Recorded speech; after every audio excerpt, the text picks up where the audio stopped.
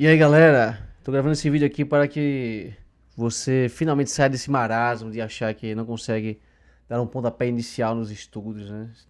Tá sempre reclamando de que, eu não sei por onde começar, o que eu devo fazer para aprender inglês. Mas aqui eu vou dar uma dica rápida, assim, 10 passos interessantes para que você consiga dar um pontapé inicial sozinho, né? Sem necessariamente ter que lidar com um professor ou algum curso em específico, né? São pequenos exercícios que você pode fazer para que você já comece a ter boas noções da língua inglesa, né? E se porventura iniciar o curso de inglês, né, comigo de preferência, que você já chegue sabendo dessas coisas, né? Isso não só traz orgulho ao professor, mas vai te permitir aprender a língua com muito mais velocidade e vai te dar uma base muito mais interessante para o que você realmente precisa, né? Então vamos começar aqui, né? Primeira dica é você invariavelmente, né, ter acesso a textos que te interessam, né, seja notícias, seja um artigo de jornal, um artigo sobre um assunto científico, religioso, algo que realmente te interessa, né? E comece a anotar os verbos, né? É claro que para uma pessoa que está vendo a língua pela primeira vez, né, não vai saber bem a diferença entre as classes gramaticais, entre substantivos, adjetivos, verbos, né? É algo que eu aconselho você a aprender também, né? Mas, em geral, você pode ou adquirir esses verbos através de um texto, se você já souber identificar minimamente o que seja uma ação, o estado ou fenômeno da natureza, né? Ou você pode ir para um Google e procurar uma lista de verbos mais usados, né? Por exemplo, nós temos essa página aqui, ó, os 100 verbos mais comuns da língua inglesa, né? Então, aqui é o que não falta, né? É verbo, né? E aqui tem exatamente o que a gente precisa, né? Veja que interessante. Qual é a grande diferença, né, que a gente tem da língua inglesa para a língua portuguesa? O português ele é algo meio absurdo, né? Se você olhar aqui, ó, você coloca assim, português, né? E se você colocar um verbo qualquer, né, sei lá, andar, né, você vai descobrir que existem várias conjugações para esse verbo, né? A gente tem aqui, ó, presente, passado, né? Passado imperfeito, né? Perceba que para cada uma das conjugações você tem uma forma diferente de conjugar o verbo. Eu ando, tu andas, ele anda. Eu andei, tu andaste. Eu andava, andara, andado. Então perceba que nós temos 3 vezes 4 linhas, né? 1, 2, 3, 4, 5, 6, 7, 8, 9, né?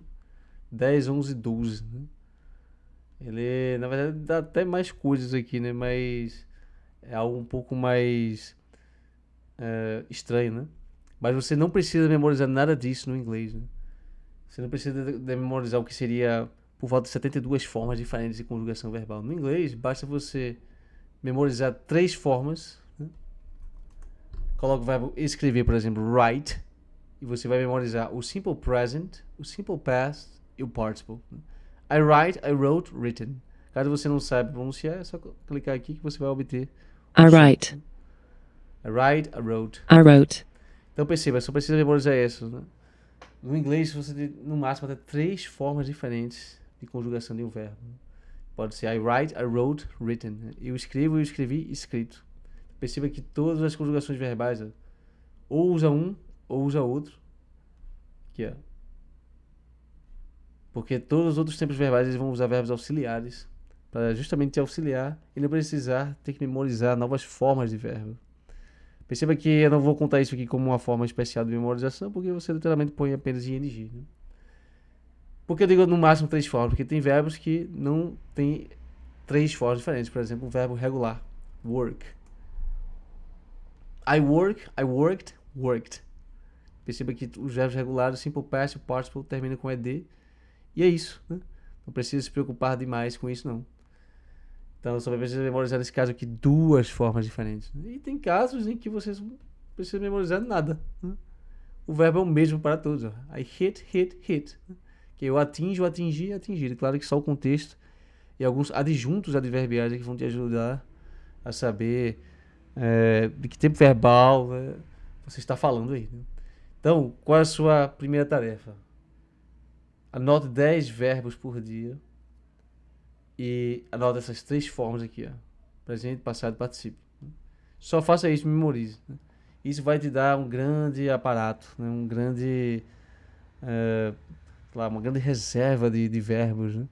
Que independentemente de quando você vai de fato começar a estudar e entender a sintaxe e a organização das palavras na língua inglesa, você já vai ter uma grande lista de vocabulário e as respectivas conjugações. E o mais interessante é saber que com isso você já aprendeu o verbo completamente, né? Todas as formas possíveis que o verbo pode assumir. Então fazer isso é imprescindível, eu digo isso para todos os meus estudantes, que eles precisam fazer isso 10 vezes ao dia e me mandar para que eu precise verificar se eles estão anotando bem isso, né? Detalhe, né? Você coloca I hit, mas esse aqui você não coloca I. Por quê? Porque isso aqui não é uma conjugação. Isso aqui é uma forma nominal de verbo chamada particípio, que quer dizer atingido, né? Eu atinjo, atingi, atingido. Então, se você começar a fazer isso, você vai estar na frente de muita gente no Brasil já. E perceba, não é nenhum trabalho que exija um super raciocínio, né? Literalmente um trabalho braçal, né? Você deve começar assim a estudar as coisas, né? Na verdade, tudo que você for aprender de primeiro, né, você não deve teorizar ou tentar entender a fundo o que está acontecendo, né? Apenas restrinja-se ao trabalho braçal envolvido e procure memorizar essas 10 palavras por dia, né? Com isso você já vai conseguir bastante coisa já, né? Beleza. Uma segunda dica que a gente pode pensar é pegar esses mesmos verbos que você pegou, né, e fazer esse tipo de coisa aqui, ó. O que é que a gente pode fazer? Para cada verbo no infinitivo, por exemplo, to write, eu posso tirar o to, colocar ing, e se não tiver verbo to be ao lado, ele na verdade será um substantivo. É a escrita ou o ato de escrever, né? Em geral, para qualquer verbo você pode fazer isso, né? No português nós temos uma forma especial, né, para esse substantivo, a escrita, né? No inglês não, basta colocar ing nesse caso aqui, ó, e você já tem esse substantivo, né? Detalhe, se eu tivesse escrito aqui, né, I am right, aí sim, né, eu estou escrevendo, isso aqui seria um gerúndio, né? Mas sem verbo to be ao lado, ele é um nome, um substantivo, né? E se você colocar ele na frente de outro substantivo, né, por exemplo, writing skills, né, você vai ter habilidades de escrita. Então, o substantivo na frente de outro substantivo se torna um adjetivo. Perceba então que não basta você aprender as 3 conjugações possíveis que um verbo em inglês pode assumir, você já pode começar a fazer esse exercício. De um verbo no infinitivo, você adquire um substantivo e um adjetivo. Já aprendeu muita coisa. Então aqui nós temos os exemplos, né? Sparkling water, água com gás, a água que explode, né? To sparkle, né? Dancing woman, né? A mulher que dança, a mulher dançante. Singing bird, é o pássaro que canta. Working time, tempo de trabalho. Learning process, processo de aprendizagem. Walking dead, os mortos caminhantes. E waiting room, a sala de espera, né? Perceba que o Google Tradutor, né, nem sempre será confiável. Às vezes ele vai entender isso como um substantivo. Esse cara aqui também, ó, mortos-vivos, né? Aqui deu certo também, ó, tempo de trabalho. Agora, pássaro cantando, mulher dançando, não é a real tradução disso aqui não, né? Porque eu não coloquei nenhum tipo de verbo ao lado, né? Mas eu poderia ter feito isso, né? E esse é um terceiro exercício que você pode vir a fazer, né? Comece a fazer algumas frases completas, né? Pega aqui, por exemplo, o verbo ver, né? Você já sabe como é que falei no Simple Past. I saw a dancing woman, né? Eu vi uma mulher que dança, né? Uma mulher dançante. Sei lá. I heard a singing bird, né? Eu ouvi um pássaro cantarolante, um pássaro capaz de cantar, né? E assim vai, né? Então com isso aqui você já consegue tudo sozinho, né? Pensa nisso. É claro que eu estou usando aqui um conceito de artigo, né? Mas isso aqui é muito fácil, né? Na frente de todo substantivo tem um artigo, né? Porque você tem que dizer se esse substantivo é definido ou indefinido. Nesse caso aqui eu estou usando um indefinido, né? Uma mulher que dança, né? Ou um pássaro que canta, né? Se eu quisesse colocar algo específico, né? Como se eu estivesse me referindo a um pássaro que tem um nome ou estava dentro do nosso contexto anteriormente, eu posso usar um the, né? I heard the singing bird, né? Eu ouvi o pássaro cantarolante, né? Sobre isso aqui, você pode não apenas memorizar os verbos mais comuns, né? Mas começar a usar aqui também, ó, nesse tipo de estrutura, né? E sempre memorizar isso aqui, ó. Nunca será uma má ideia fazer isso, né? Uma quarta dica que você pode começar a adquirir mais palavras, né?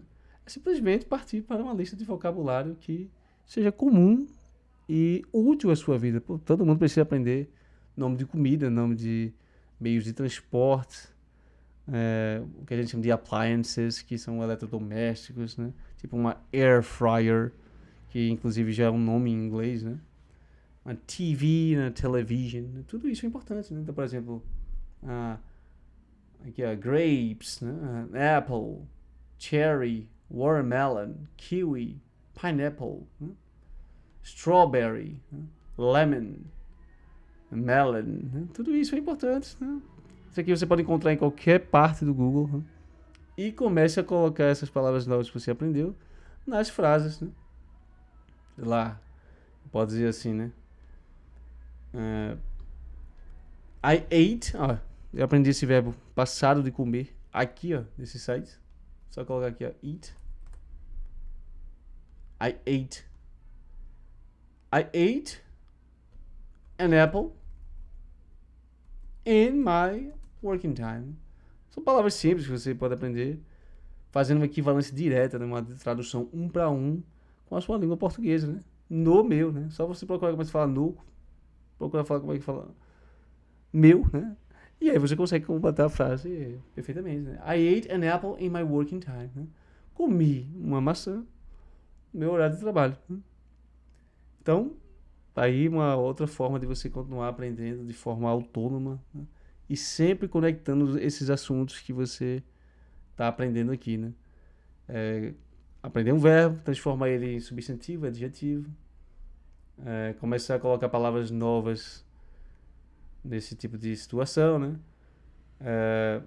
Começar a colocar alguns verbos que você conheceu ali, mais essa soma de noções aqui, né? Que é um adjetivo e substantivo, né? E aí você vai montando frases novas, né? Uma coisa interessante também é você aprender, né? Uma quinta dica, né? Como conjugar, né? No básico do básico. É pensar que na língua inglesa, né? E, sei lá, na própria estrutura do mundo mesmo, a gente pode dividir as coisas que acontecem entre ações e estados, né? Aquilo que se faz é aquilo que se é. Então, o inglês ele tem verbos auxiliares que, em vez de você ficar memorizando formas inéditas do verbo, você pode usar esses verbos auxiliares para te, literalmente, ajudar e não precisar ficar apelando tanto à memória, né? Então, por exemplo, se você estiver falando de um action, né? Basta usar um sujeito, um verbo e o que você gosta, né? I like it. Eu gosto disso. Se você quiser negar, I don't like it. Você vai usar o do, que é o verbo fazer, como seu verbo auxiliar. Don't quer dizer do not. Eu não. Eu não gosto disso. E para fazer a pergunta, é só colocar esse do na frente, né? Do I like it? Claro que se você quisesse fazer uma pergunta negativa, também era possível. Don't I like it? A mesma coisa é um estado. I am. I am not. Am I? Toda pergunta você vai começar com o verbo auxiliar. Esse é um dos indicadores que você está fazendo a pergunta, para além do tom de voz, né, de pergunta, e claro, na question mark, o sinal de interrogação que você está usando aqui, né? Então, com isso aqui, você já consegue expressar ações e estados, né? Claro que o estado ou propriedade, né, sempre será restrito ao que a gente chama de verbo to be, que é o verbo ser ou estar, né? É uma lista que você precisa memorizar urgentemente, né? A gente chama essa conjugação aqui de Simple Present Indicative. Muitas pessoas pensam que só o Simple Present seria a forma dessa conjugação, mas não. Tem que dizer que está no indicativo também, né? Que é I am, you are, he, she, it is, we are, you are e they are. Você é obrigado a aprender isso, né? Aprenda no passado também, né? I was, you were, he was, we were, you were, they were. Lembrando essa pequena diferença aqui, né? Lembrando que isso aqui também é chamado de Simple Past Indicative, né? Passado indicativo, né? Memorize, tudo isso aqui é necessário. Não se chega numa aula de inglês dizer que está interessado se você já não tiver memorizado isso aí. Não tem por que não memorizar, né? Então, o faça urgentemente, né? Sabendo disso, a gente pode inclusive já pegar aquela noção de adjetivos que a gente aprendeu aqui, né? Que são as qualidades dos nomes, né? E já pensar nesses verbos aqui, ó. Você consegue aprender mais verbos, né? Dessa vez adjetivo que vai virar verbo, da seguinte maneira. Existem vários adjetivos que você pode terminar com EN, e esse verbo ele vai gerar mais dessa qualidade que você estava enfatizando. Por exemplo, hap seria aqui no caso um substantivo, o acontecimento, o evento, né? Happen, acontecer, né? Strengthen, né? Strength quer dizer força, strengthen, fortalecer. Broad quer dizer largo, broaden quer dizer enlarguecer, a mesma coisa que widen, né? Fright é medo, né? Frighten, amedrontar, né? Alguns verbos não necessariamente vieram de adjetivos ou substantivos, por exemplo, listen e open, né? Aparentemente não vieram para corrigir na etimologia e parece que não, né? Mas esse aqui, short, que quer dizer curto, shorten, encurtar, né? Straight quer dizer reto ou direito, straighten quer dizer endireitar, né? Loose quer dizer frouxo, né? Loosen quer dizer afrouxar, né? Soft quer dizer mole, né? Soften quer dizer amolecer. Weak quer dizer fraco. Weaken quer dizer enfraquecer, né? Haste, pressa, né? Hasten quer dizer apressar, né? Screen não veio de lugar nenhum, né? Hard quer dizer duro. Harden quer dizer endurecer. E assim vai, né? Sharp quer dizer amolado, né? Sharpen quer dizer amolar. Bright, brilho. Brighten, deixar mais claro, clarear, né? Deep, profundo. Deepen, aprofundar, né? E assim vai, né? Então, perceba, né? Existe uma relação entre as classes gramaticais, né? E principalmente no inglês, né? Beleza, no português a gente também tem essa pequena transformação, né? De, sei lá, por exemplo, força, fortalecer, né? Então, eles possuem o mesmo esquema, né? É importante lembrar e entender que nos fundamentos da linguagem, né, nós temos conveniências, né? Pô, é claro que se o mundo é feito de coisas, essas coisas têm qualidades, eu posso pensar em ações que promovam, né, que aumentem essas qualidades, que deixem essas qualidades mais evidentes, né? Então, por que não criar um verbo para isso, né? E por que não um verbo baseado no próprio nome, próprio adjetivo, né? Uma outra dica interessante é você, por que não, começar com os estrangeirismos, né? Você já usa um monte de palavras na sua língua portuguesa que vieram do inglês, né? Então aproveite para começar a pronunciá-las da forma correta, né? Em vez de dizer baseball, né? Fale baseball, né? Baseball, né? Comece a falar essas palavras em inglês, né? Beef, né? Blackout, cartoon, clip, né? Cocktail, drink, né? Lembrando que o I são de E, não são de I. Drink, film, flirt, football, goal. O L precisa ser bastante enfatizado. Goal, né? Knockout, handball. Esse A tem som de O. Handball. Picnic, né? Tem vezes que o C é meio mudo, né? Penalty. Você tem que dar bastante ênfase no Y aqui, ó. Penalty. Pudding. O U tem som de E, não de U. Pudding. Shampoo, né? Os dois Os com som de U. Surf. Enfatizar bastante aqui o som do R, né? R. Surf. Taxi. O A com som de E. Taxi. Tennis. Whiskey. Chip. Download, né? O O com som de A. O I com som de I. Drive. Email. Lembra de enfatizar o L também. Email. Input. Internet. Online. Mouse. O S, na verdade, tem som de S. Não som de Z. Output. Scanner. Software. Tablet. Upgrade. Wireless. Lembrar de sorrir bastante assim quando você vê que tem um E no meio da sílaba assim. Wireless. Feedback. Full-time. Holding. Know-how. Marketing. Lobby. Part-time. O A com som de O mais uma vez. royalty, timing e assim vai, né? Basta você já começar a memorizar palavras que são comuns na sua vida, começa a treinar sua pronúncia em inglês e aí você já vai ter uma maior familiaridade com o que você precisa aprender, né? Então, basicamente são essas as dicas que são indispensáveis para todo aquele que se diz sério na aprendizagem, né? Não adianta, né, você querer dizer que quer aprender se não fizer no mínimo essas coisas que eu estou sugerindo aqui. Então, eu vou desejar boa sorte a vocês e esperar que entrem em contato comigo para que a gente comece as aulas de forma mais sistemática, né, seguindo os 4 módulos e suas respectivas dificuldades, né? Mas não deixe de cumprir esse básico se você quiser realmente aprender a língua, né? Valeu e a gente se vê no próximo vídeo, então.